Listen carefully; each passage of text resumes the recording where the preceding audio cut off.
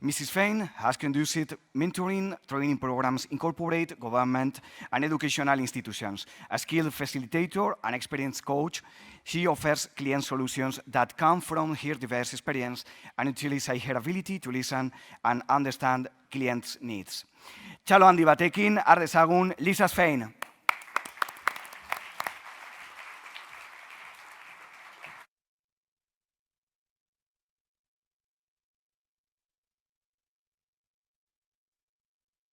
Buenos días.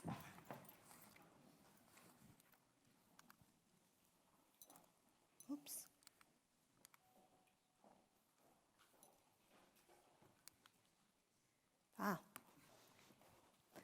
I didn't understand a single thing he said about me, but I think it was nice. It's a pleasure to be here. My name is Lisa Fain. I lead the Center for Mentoring Excellence, and I came to mentoring two ways. The first is genetically. I was born the daughter of a woman who became a scholar on mentoring after she went back to school when I was in my young teens, and Lois Zachary, and she founded the Center for Mentoring Excellence. And it wasn't until I was an adult that I fully appreciated the work that she did. I worked in the corporate world and was leading diversity and inclusion. I was leading a corporate initiative on diversity and inclusion, forming programs to help people feel more included in the workplace. And one day I was having a phone call, a weekly check-in with my mother. As most children, I appreciated her, but didn't fully appreciate her professional involvement. And I said to her, we have a women's group at our company that's interested in having a mentoring initiative. She said, well, let me come in and help you. And I said, Mom, I manage a budget, and I can't say to my boss, I want to hire my mommy. And she said, okay, let me come in and do this for you. And she came in anyway, and she led this women's group and introduced a mentoring program. I had already understood the value of relational capital. I had already understood how important it is to create connections and social relationships, but I hadn't fully appreciated the importance of mentoring until my mother is up in front of a group that I'm managing, and I'm sitting down taking notes, and I had a bit of an epiphany. And this is the second way I came to mentoring, which is circuitously. I'm taking notes. I don't know if you ever had this experience. And I sort of disconnected from the fact that this is my mother up there talking about the importance of learning and development and investing in goals and connecting. And I look up and I'm thinking to myself, this woman's good. And it was at that moment that I realized this diversity and inclusion programming is important. It's always important to have leaders who believe in inclusion. It's always important to have programs that make sure that everybody get involved. But what's really going to create change, what's really going to make a difference and affect inclusion in the workplace is those one-on-one relationships where you create understanding and you create connection and you build bridges for learning and development. So I became really passionate about this concept of building bridges for cultural competency, and that's what I want to talk to you about today.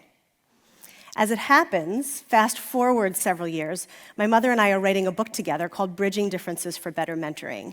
And it wasn't until we started doing this work on building bridges and cultural competency that we saw it all come together. So I want to invite you, before I start the substance of my presentation, to think about a time in your working career when you have encountered a difference with a colleague that's made a difference. I don't mean a difference of opinion. I mean a difference of perspective. I mean a difference of background. I mean a difference of orientation where you have approached something so differently that it's made a difference. And I want you to bring that to mind as we talk about the subject of building cultural competency in mentoring. Here's what you'll learn today. You'll learn a framework for bridging difference. You will learn a model for cultural competency, and you'll learn some skills to bridge difference in your mentoring relationship. What is cultural competency? Cultural competency is how we make sense of difference. How do we communicate across difference? And why is it important in mentoring? We'll talk a little bit more about that later. But understanding that difference, by the way, it takes two to make a difference, because difference is the diversity between people, right? One person cannot be different. We must be different than or different from. So differences are the diversity that exists between people. Culturally competent people build bridges. In fact, mentoring is all about that connection. As Maria Luisa said, it's about learning and unlearning and having high-quality conversations. And that requires building bridges. So there's 3 steps to building bridges for cultural competency: leaning forward into difference, learning from difference, and leveraging difference. Speaking of difference, let me just do a quick check. How is my speed in speech? As a New Yorker, I talk very, very quickly, and I know Spanish has more words. It's too fast, too slow. Too fast? No, okay. Okay. A little too fast. Leaning forward into difference, learning from difference, and leveraging difference. We'll talk about each of those today. The first is leaning forward into difference. Leaning forward into difference is about 2 things. It's about creating ownership and about accepting responsibility. Creating ownership is, as a mentee, I own my development. I drive my learning. And as a mentor, I own the responsibility to dive in to this relationship and commit fully, right? It's about accepting responsibility for mentor and for mentee, that I need to understand difference and I need to accept responsibility for my growth, for my development, for my mentee's growth and my development. And without that ownership, and without that responsibility, we end up with something other than mentoring. Maybe it's managing, maybe it's coaching, but mentoring is about co-creating a relationship that's about development and growth. So I want to introduce you, because I really believe in the power of story, to some clients of ours. It's really a composite of some clients. One of the things that we do at the Center for Mentoring Excellence is we go into organizations and we help train their mentors and mentees, and we coach them throughout the course of the mentoring relationship, throughout the course of the mentoring year. And so Doug and Martin represent some clients that we've had, or a composite of clients that we've had. Let me tell you first about Doug. Doug is a 30-year veteran of a privately held medical device company. He's been there since the very beginning. He's in the senior leadership. He is very excited to be part of this mentoring program. And he started at the bottom, worked his way to the top, but it's been a long time since he started in manufacturing, which is where Martin is. Martin's been at the organization for several years. He works in the manufacturing room for these medical devices. He's what we call a line lead. A line lead is somebody who works on the line, who supervises a group of people who are putting together the medical products. Martin is super excited to be part of this mentoring program and to be working with Doug, whom he views as several layers above him in this organization. And Martin's team on the manufacturing line love him. Martin's bosses, not so much. Martin advocates for his team. Martin is a first-generation Mexican-American, and he is very excited to be supervising a team. He's great at it. He's great at motivating his people. He's great at getting them excited. He's great at making these metrics, these measurements that he's responsible for, seem attainable, and his team is excited about it. But he asks a lot of questions of his supervisors, and they're a little bit tired of it. They view all of his questions and all of his advocacy for his team as insubordination, too much questioning, and he really feels like, I gotta get out of manufacturing. I'm so excited to be paired with Doug, who can help me. They hit it off at the mentoring kickoff, and they are ready to get going. But Martin's biggest question when we think about ownership and accepting responsibility is, I gotta get out of manufacturing. Doug is my ticket out, right? Doug is my way out, and I don't understand why my bosses get me. I gotta report to other people. Why my bosses don't understand me. I have to report to other people. So he's hoping Doug is his ticket for that. So they begin their relationship, and we'll see what happens to them in a moment. I love this quote by Winston Churchill. The price of greatness is responsibility. The price of greatness is responsibility. And that's true as a society, but it's equally true for individuals in a mentoring relationship. Until we accept responsibility, until we lean forward into difference, into the wholeness of who we are, and the differences between us, we won't achieve greatness in mentoring relationships. And what that greatness and that accepting of responsibility requires is something called a growth mindset. How many of you are familiar with Carol Dweck's work, Mindset? Anybody familiar with this work?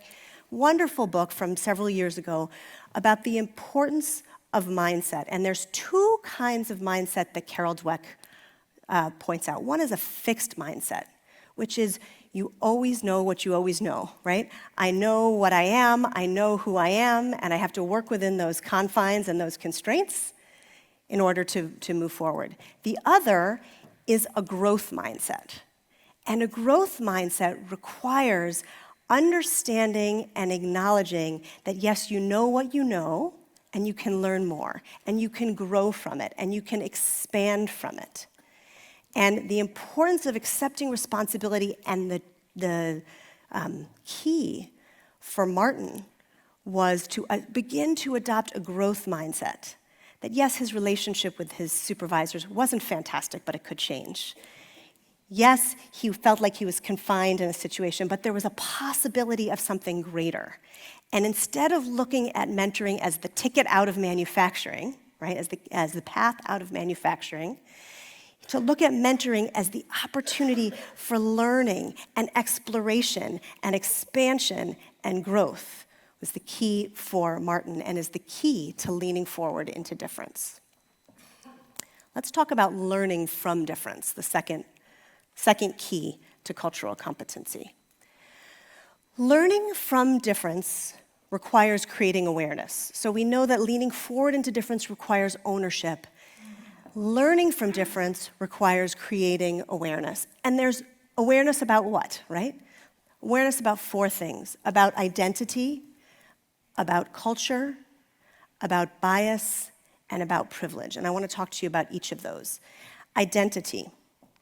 What do I mean by identity? Well, identity is many things.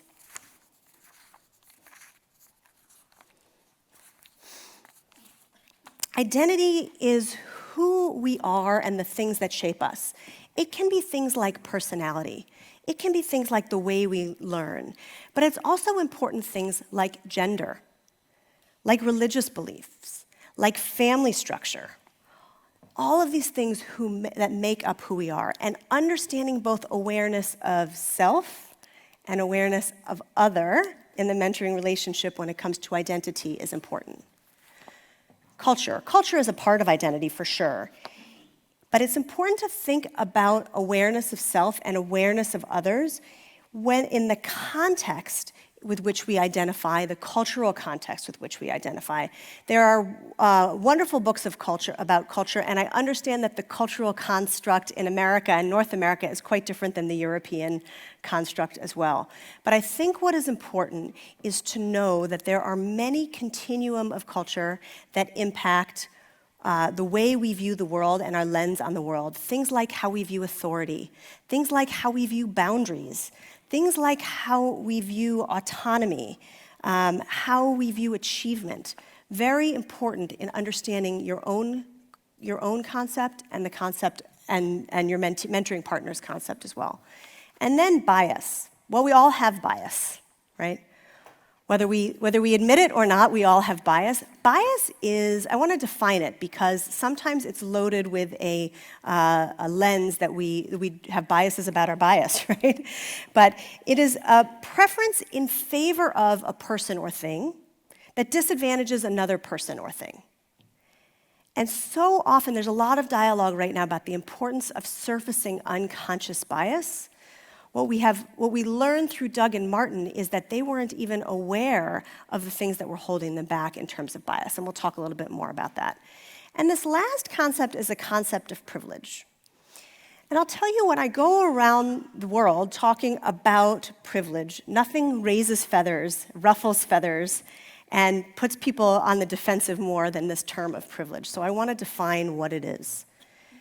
Privilege is a presumed sense of belonging based on an unearned advantage. It doesn't mean that you haven't worked hard for what you have.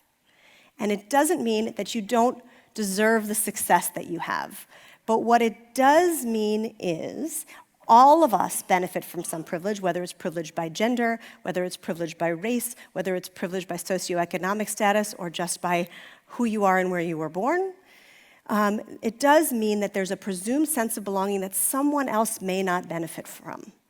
And we are so often blind to what that privilege is that we can't relate to the perspective of the person in our mentoring partnership. So awareness of our own privilege is very, very important. In fact, we heard from Martin early on in his relationship with Doug about that he helped Doug see his own privilege. Because Doug would say to him, "Why can't you just have a conversation with your bosses?" And Martin said to him, "I could if I were you, but I can't if I am me," because he didn't feel like he had the ability to approach him because there wasn't this presumed sense that he belonged or that he knew who he was. So here's the thing about learning from difference. I love this quote by the architect Charles Ames. "The details are not the details, they make the design." The details are not just the details, they make the design. It's the importance of the specific things that help us show up as who we are so that we can relate across difference and create greater understanding to maximize our mentoring relationships. So how did this play out for Doug and for Martin? Well, it's interesting. Martin really felt like everything had to be a struggle. He felt like it was just hard to be him. It was hard to do his job. It was hard to get where he wanted to get. And Doug couldn't quite figure out why. And it wasn't until 3 to 4 months in, we had a phone conversation with Doug who said, "I'm not quite getting Martin. I'm not quite connecting with him. I don't really yet understand who he is." I said, "Why don't you ask him some questions about who he is and what he believes?" And he said, "We have this discussion. My mother used to tell me that everything in life is a struggle. Everything in life is a struggle." And that was his cultural reference point, that he had to work hard, he had to struggle, and he would be able to survive. It wasn't a negative thing for him, but it was a construct in which he operated. And once Doug understood that this concept of struggle was what was keeping Martin from having conversations and building relational capital, he could explore other ways to frame that importance that didn't undermine his cultural belief, but that enabled him to have that conversation in a way that felt authentic and comfortable and honored that belief as well. It was really an aha for both of them. And Doug said to me shortly after I said, "Go have this conversation, call me back, and let me know how it went." He said, "It was like a slap in the face." And I thought that was a bad thing. He goes, "No, that's a good thing." He said, "It was such an awakening for him to recognize that Martin's viewpoint could come from such a different place than his own." And Doug, because he grew up in the company, perhaps because he was European American in a company where the leadership was European Americans, perhaps because of lots of different reasons, he didn't even see that this concept of struggling, right, that this concept of creating relationships with others in the organization that was going to be so instrumental to Martin's success could be something that felt inauthentic to him. So opening that door was really the key to learning from difference. So identity. I want to talk a little bit more about identity and what that means.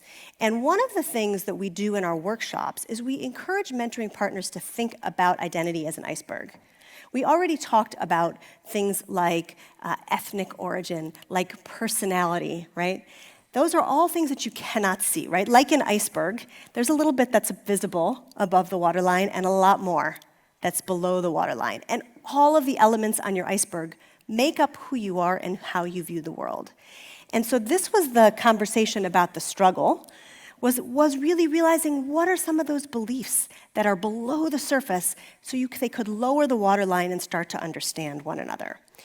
If you are looking for a powerful conversation to have in your mentoring relationships or to encourage the mentors and the mentees in the programs you manage to have, I encourage you to encourage them to have this conversation. Think about yourself as an iceberg. Think about the different elements that make up who you are and start to have conversations about that. Start to think about the ways that they form your view of the world, that they influence your lens, and that they might be different from or different than your mentoring partners. Becomes a very powerful conversation. The specific question we ask that may be useful to you is, name one element above the waterline and two below the waterline that might impact your mentoring relationship.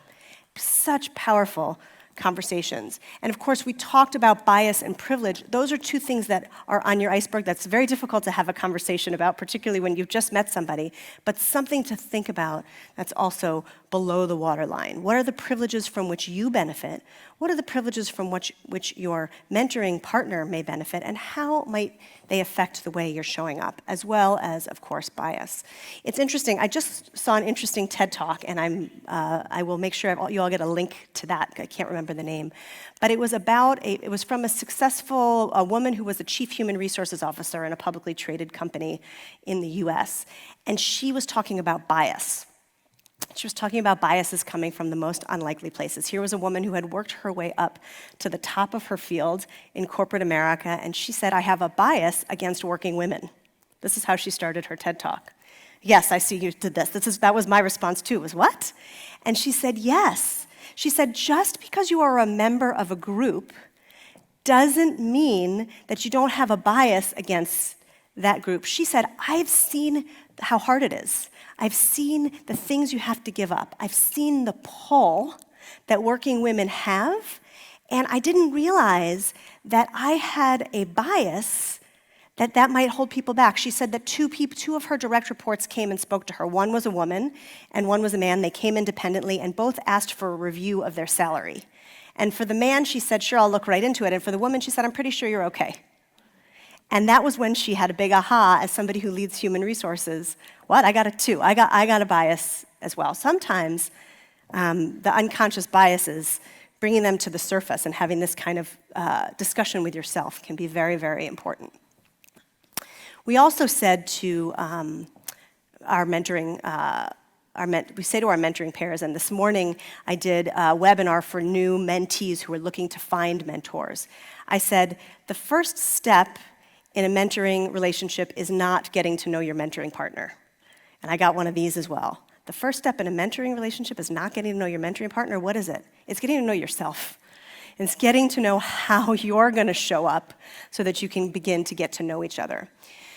So cultural competency can only grow on a foundation of safety and trust.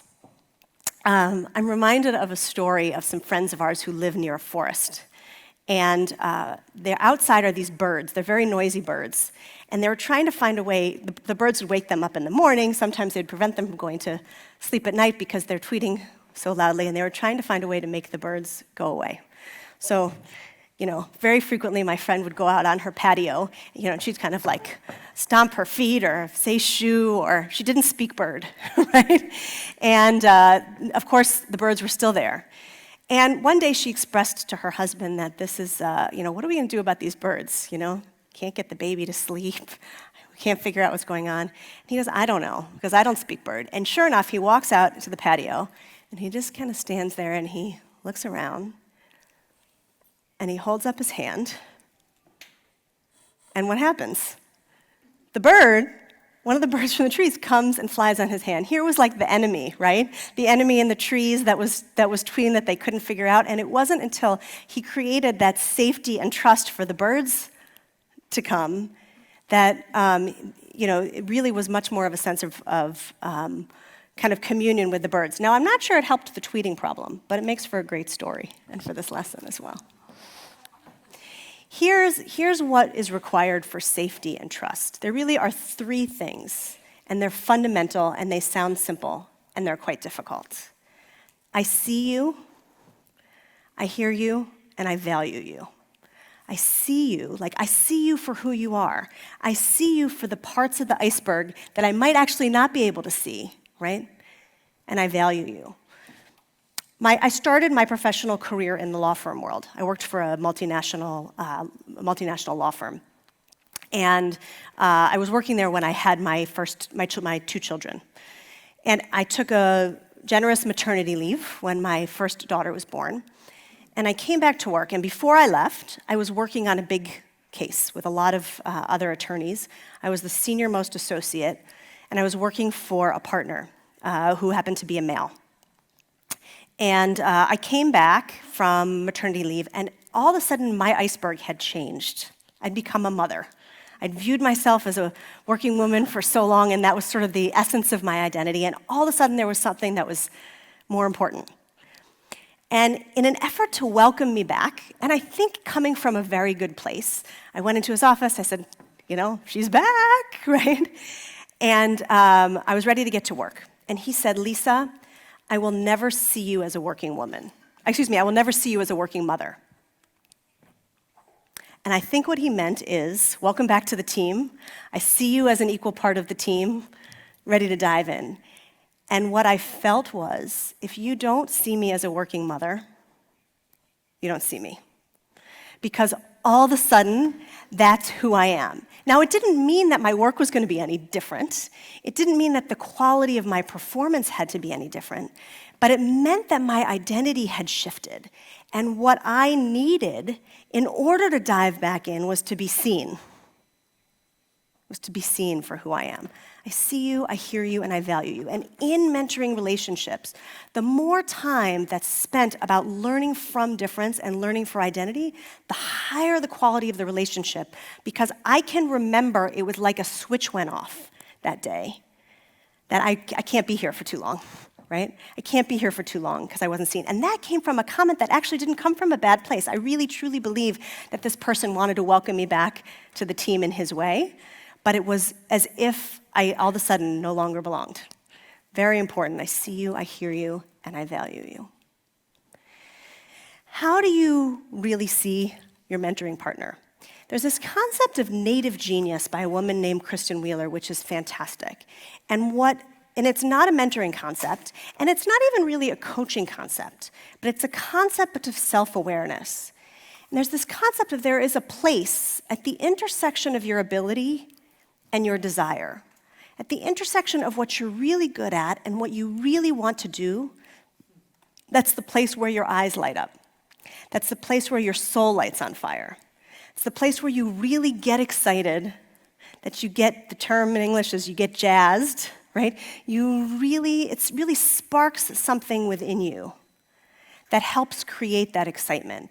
The intersection, for me, of cultural competency and mentoring. I could talk about it for hours. I won't today, I promise, right? But it's where your excitement and your eyes light up. And for Doug and Martin, getting to this point where Doug and Martin could have a discussion about where was Martin's native genius, where was this intersection of his ability and his desire, so that he could spend his time there. And what they learned was that Martin loved motivating his team. Martin loves creating this sense of stir and this sense of excitement around things that a lot of his colleagues who were other line leads, it was a snoozer, right? Nobody got excited about metrics, but he had this fun way of creating little competitions and welcoming people in each day and creating a team among his team that was really exciting. What Martin hated was the numbers and the processes, right? Martin, from his, whether it was generational or cultural, he was not comfortable with these arbitrary rules that he felt was arbitrary, which, by the way, in terms of a difference in perspective, for Doug, he was like, when I was in manufacturing, I just followed the rules and I got out of there. For Martin, that felt not just inauthentic, but just icky. So when he realized that he loved this sense of team building and he loved this sense of motivation, Doug and Martin could spend time there. And he could find a way to empower his deputy on the team to start to work through some of the processes so that he could develop someone else. What a win. What a win-win-win, right? A win for the mentoring relationship, a win for Martin, and a win for Martin's team. To really realize, what are you most excited about, and how does that intersect with where you're best at, and to start to figure out ways to develop yourself there. This concept of building on your strengths is so important. Too often in mentoring relationships, we spend more time on what our mentee is not good at than on building and enhancing what they are good at. And this is a concept that helps you think about building on strengths. It's not to say you don't focus on ways to improve where your deficiencies are, but what a powerful thing to say, you shine at this. Let's help amplify that. Be really powerful in the mentoring context. The final piece is leveraging difference. Leveraging difference. How do you take this ownership, and how do you take this learning from difference, and how do you help that make a difference? It requires 4 things. It requires shifting perspective. It requires building competency. And it requires providing support, vision, and challenge, and finally expanding the pie. Let me talk to each of those. I love this quote by Dr. Wayne Dyer. When you change the way you look at things, the things you look at change. When you change the way you look at things, the things you look at change. I think the theme is birds, right? When you change the way you look at things, the things you look at change.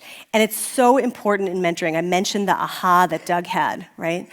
Doug also said to me, he said, I've been at this company for 30 years, and I've started to see places where I can make improvements that I never saw before because of these conversations that I'm having with Martin. How powerful in shifting perspective. So the first step in leveraging it is being willing to use that growth mindset and shift your perspective, both as mentor and mentee. So we talked a little bit already about Doug and Martin and how they began to shift perspective by discovering Martin's native genius. It's very interesting because Doug said, well, I think what I'm going to do is I'm going to go talk to because you remember he's quite senior in the organization, I'm going to go talk to the people who lead manufacturing, and I'm going to tell them that some of these rules aren't so smart, and I don't like the way that the manufacturing manufacturing team is relating to the people at Martin's level. And I said, maybe not yet. Maybe not yet. Why don't you have a conversation with Martin and see what he can do from his position to have conversations with the people on his team. And that was about shifting his perspective about what he could do because of his role in the organization and what he should be doing in his role as mentor to help Martin. Now, he made sure that changes were made that changes needed to be made that were essential for the health of the business. But he did so in a way that helped empower Martin as opposed to leading this way to make those changes. It was huge in shifting his perspective as well. The other thing that happened in the course of Doug and Martin's relationship is that because of Martin's poor relationship with his management, he was put on what we call a PIP in English, a performance improvement plan. Right, which is basically a disciplinary measure that happens in organizations that say you have to improve this, and this, or we'll be letting you go, we'll be terminating you in such and such time. And this came as a bit of a shock to Martin because he was making his numbers. In fact, his numbers in terms of production were as good or better than his colleagues in similar positions. But as I explained to you, his supervisors didn't like the way he did it. They didn't like the questions. They didn't like the doubting of processes and practices. And so part of what happened in the course of this relationship that was about leveraging difference was that Doug worked with Martin to help him negotiate the terms of his PIP, to help him communicate better with his supervisors so they could understand him better, so that they could start to lower the waterline in their relationship just as Doug and Martin were doing in theirs. It's very, very powerful. So I want to just introduce to you a model of developing cultural competency. This is not my model. This is a model from Milton Bennett from 1986, but it's incredibly powerful in thinking about the skill of addressing difference developmentally. And according to Bennett, there are 5 stages of intercultural development. The first is denial. And the stage of denial is when you miss difference. So this often happens in monocultural environments where it's like, I just don't see really that there's differences. Maybe there's a few people who have visible differences, right? Maybe there's, but it's usually a fairly homogeneous environment. And it is, gosh, I just don't see that there are really differences that make a difference. That's the mindset of denial. The next mindset is called polarization. And polarization is the next step up because you start to see differences, but you're judging those differences. So you might say, you know, I see that they, whomever they is, do things differently. I think that's better or worse than the way I do it, right? I prefer that. It's a better way to approach it. That's a worse way to approach it. It's evaluative, where you're judging that difference. What's interesting here is that because this is developmental, you can't leapfrog over stages here. And so you see how all of a sudden you go from not seeing differences to seeing differences. And the next stage is called minimization, which if this were drawn to scale, minimization would take up the entire page, and the others would be kind of on the margins, because so many of us are in minimization. This is where we de-emphasize difference. This is where we can, okay, I see differences, but I don't think those differences make a difference. I don't see how those differences really matter in the way I show up. This is what was happening when that partner said to me, I'll never see you as a working mother, right? That's not a distinction that makes a difference in his mind, right? And so often, I know for me, certainly growing up in the 80s and early 90s, I was taught not to pay attention to that stuff. Certainly, as an employment lawyer in the US, I told people not to pay attention to that stuff. Not very proud of that one.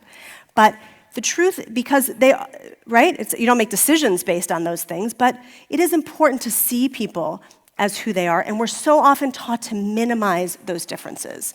But the problem in relationships and organizations that are in any of those stages, right? They are in a monocultural mindset. They're looking at things from one culture's point of view. And if you're in a culture that minimizes difference, you end up with populations that feel very marginalized because they don't feel like they fit into a greater whole.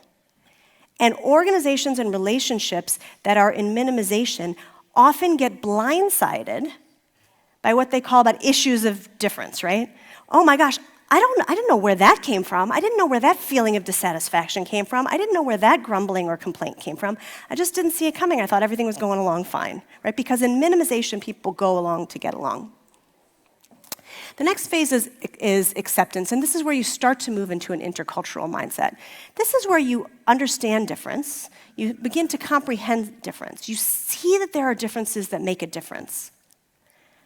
But you're not really sure what you want to do about it. Right? So you know that there's differences that are affecting your relationship, and you want to honor those differences, and you want to get curious about those differences, but you're not sure how to bridge those differences. You're not sure what to do about them. So often in organizational context, we think about diversity and inclusion in this way, and we end up in acceptance if we're lucky, right? People start to see the differences, but they don't know how to walk the talk. They don't know what to do about them. They don't know how to bridge differences. They don't know how to make people feel more included. So the next step is adaptation. And adaptation is about bridging difference. It's the skill of relating across differences. So how do we do that? Anyone got any idea? I do.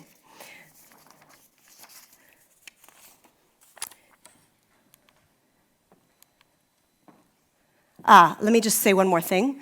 The first 3 phases of denial, polarization, and minimization are where you look through things through the lens of how does my culture view things. When you move to acceptance and adaptation, you start to view things through a lens of how other cultures may view them, because you're beginning to get an appreciation for it and to see that difference as well. So here is the first key to adaptation. It's exercising curiosity. is exercising curiosity. This requires a growth mindset. There is a fantastic article in the Harvard Business Review from September and October. Isn't that just the greatest picture, by the way, about curiosity sort of killing the cat? Yet, curiosity, what this article found was that of the top 10 leadership tips, the number one trait that predicted effectiveness, and the number one trait, effectiveness in leadership, was the skill of curiosity, right?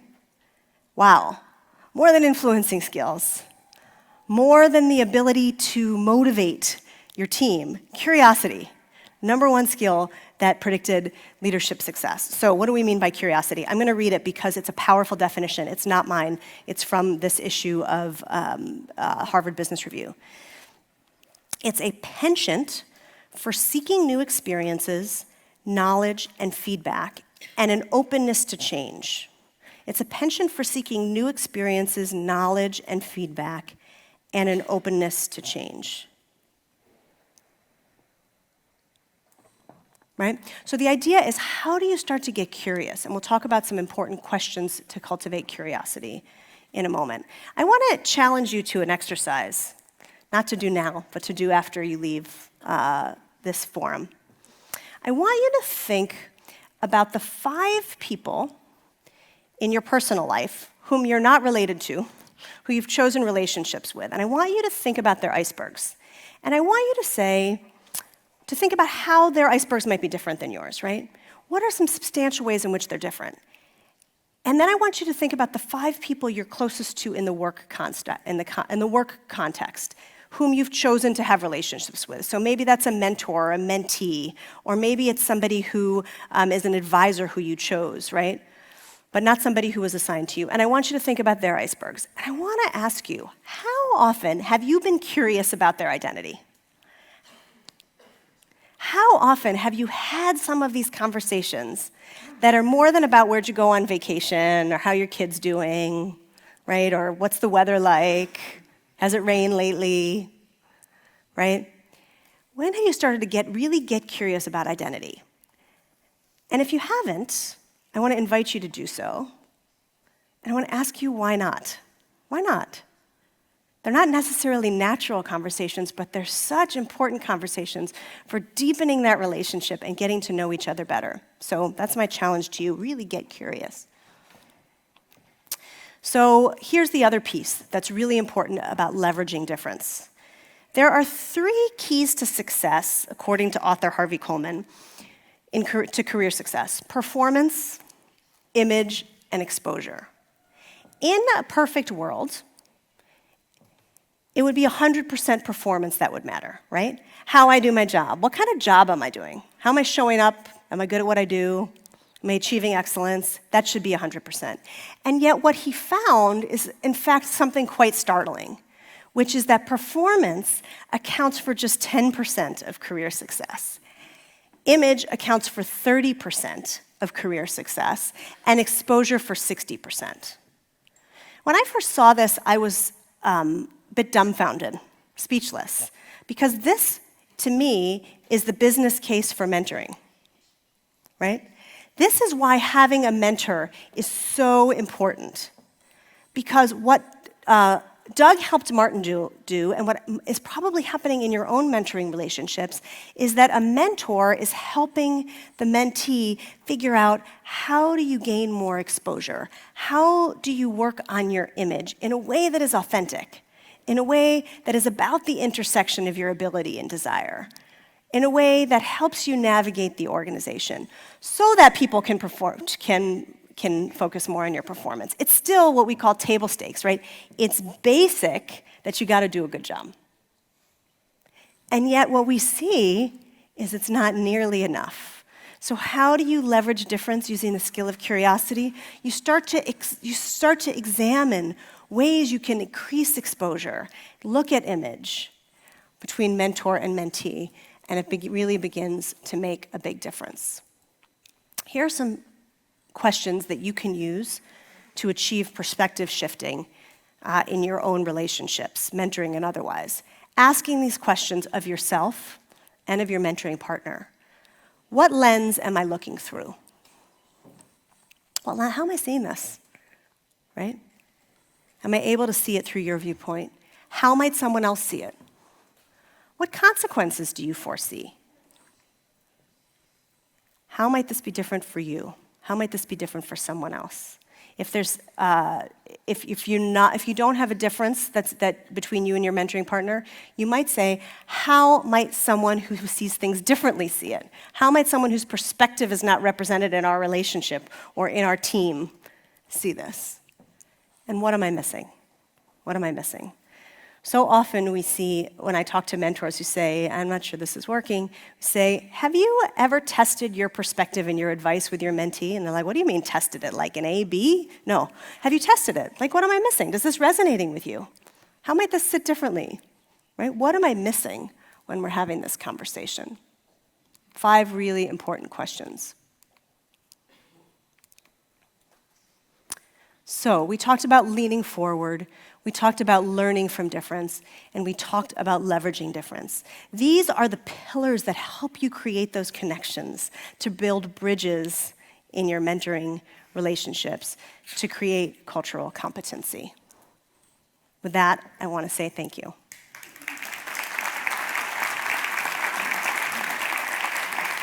Gracias.